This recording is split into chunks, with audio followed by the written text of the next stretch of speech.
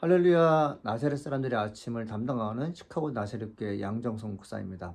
오늘도 말씀을 통해서 여러분과 함께 만나게 하신 하나님을 찬양합니다. 다 같이 하나님 말씀 듣습니다. 제3장.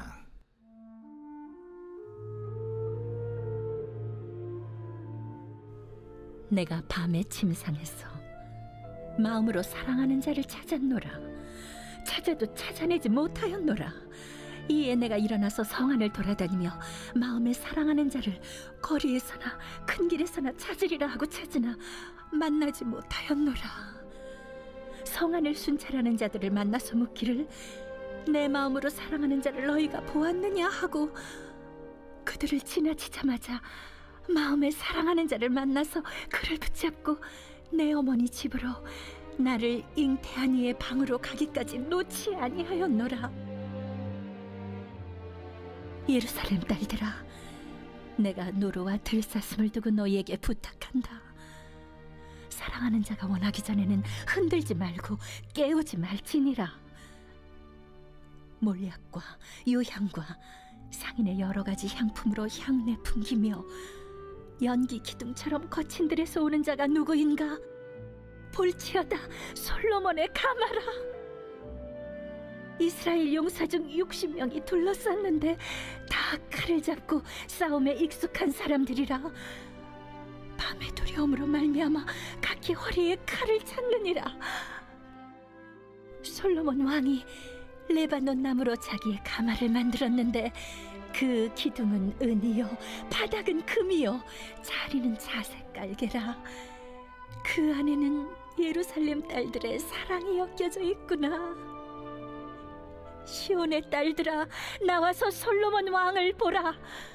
혼인날 마음이 깊을 때에 그의 어머니가 씌운 왕관이 그 머리에 있구나.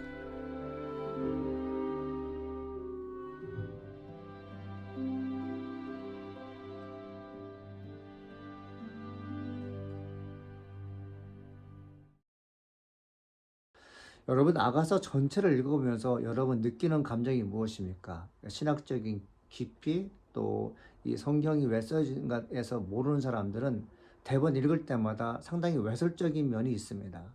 이 남녀 간의 사랑을 아주 깊이 표현하고 있는 그 문장이 바로 아가서이기 때문에 그렇습니다.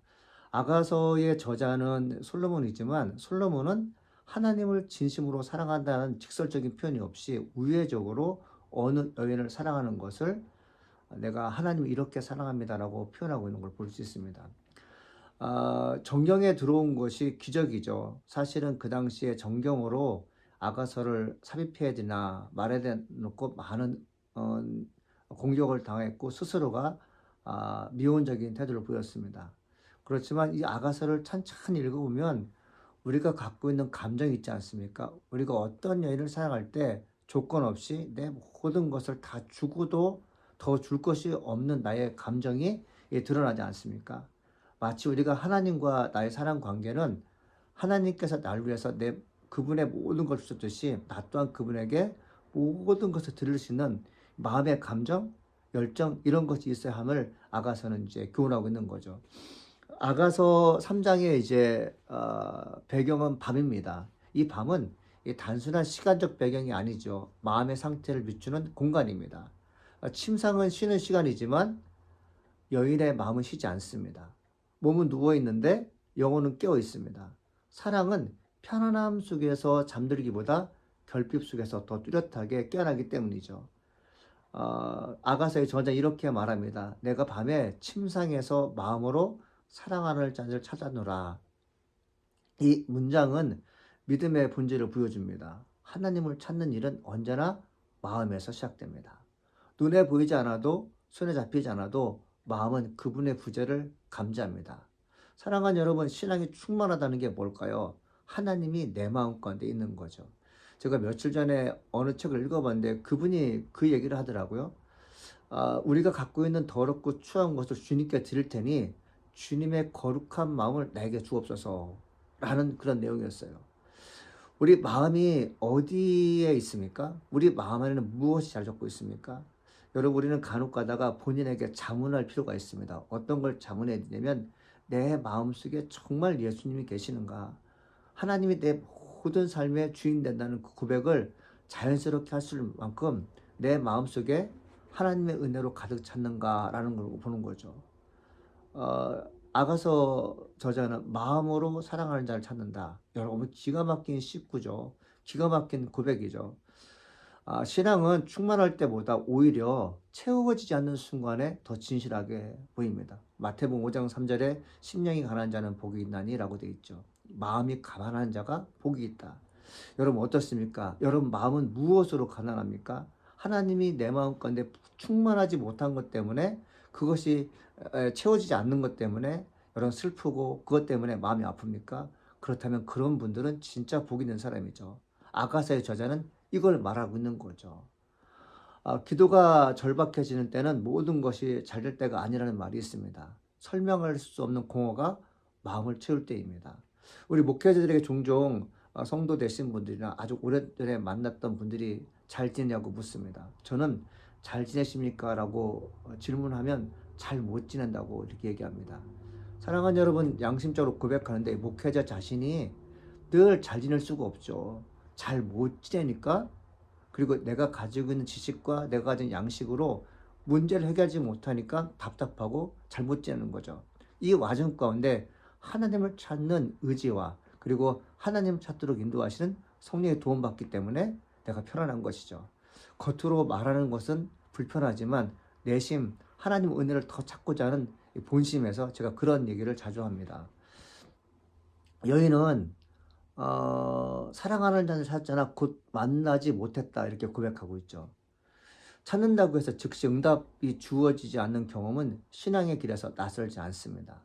하나님을 향해 부르셨지만 침묵만 남는 밤, 그 침묵은 거절이라기보다는 기다림에 언을 수 있습니다. 하나님은 우리를 외면하시는 분이 아니라 더 깊은 갈망으로 이끄시는 분이기 때문입니다. 여인은 결국 사랑하는 자 찾습니다.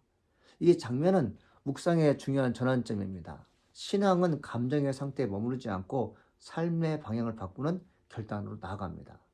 침상에서의 갈망이 발걸음으로 이어졌을 때 사랑은 추상이 아니라 현실이 됩니다. 믿음 역시 마찬가지입니다. 믿음은 바라는 것들의 실상입니다. 우리가 마음으로 그렸던 것이 언젠가 현실로, 언젠가 눈으로 보게 되는 정말 기적을 경험한다는 것이죠. 사랑하는 사람을 찾았으나 못 만났다. 여러분, 이 여인이 본인이 사랑하는 이상형의 남자, 솔로몬 역시 본인이 사랑하는 이상형 여자를 꿈꾸지 않겠습니까? 그 꿈꾸었던 것이 현실로 이루어진다. 솔로몬의 잠언은 우리에게 주는 메시지 중에 아주 중요한 메시지가 있는데, 우리가 늘 꿈꿔왔던 예수 그리스도를 언제 만날 수 있을까? 이 사랑하는 마음이 언제 현실로 구현됐을까? 이 고백이 바로 이 솔로몬의 고백이고 우리의 고백이 돼야 되는 것이죠. 마음속의 고백이 삶의 선택으로 이어질 때 신앙은 살아 움직입니다. 놀랍지 않습니까? 우리 신앙이 언제 살아 움직인다고요? 믿음을 포기하지 않을 때, 반드시 내가 주님 만날 수 있을 거라는 그런 결연한 의지를 가지고 묵묵히 미래를 향해 나갈 때 그 사람의 신앙이 살아있다고 할 수 있습니다. 성 안에 헤매는 여인의 모습은 안정적이지 않아 보입니다. 거리와 광장, 낯선 공간을 지나며 그녀는 지키는 자들을 만납니다. 그러나 이 방향은 목적 없는 방향이 아니에요. 사랑을 향한 길 위에 있는 방향입니다. 신앙의 여정에서도 우리는 종종 길을 잃듯한 느낌이 있습니다. 그러나 하나님을 찾고 있는 한 그 길은 이미 방향을 잃지 않는 거죠. 마침 여인은 사랑하는 이를 만나게 됩니다. 그리고 그를 붙들고 놓지 아니하였다고 말합니다. 여기서 사랑은 감정 아니에요. 결단입니다. 붙든다는 것은 순간의 감동을 넘어 삶 전체로 이어지는 태도입니다. 여러분, 우리가 나무가 가지에 연결되고 가지가 나무에 연결됐을 때 열매가 맺는 것이지, 여러분 떨어지면 열매를 맺을 수 없습니다. 사랑도 마찬가지입니다. 붙들어야 됩니다. 나는 주님의 사랑을 결코 떠나지 않겠습니다. 주님 나를 붙잡아 주옵소서.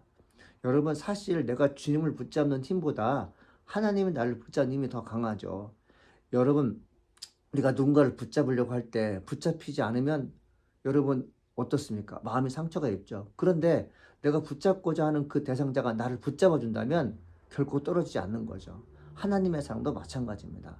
주님 나를 붙잡아 주옵소서라고 간절히 기도할 때 내 영혼이 안정을 취하는 것을 볼 수 있습니다.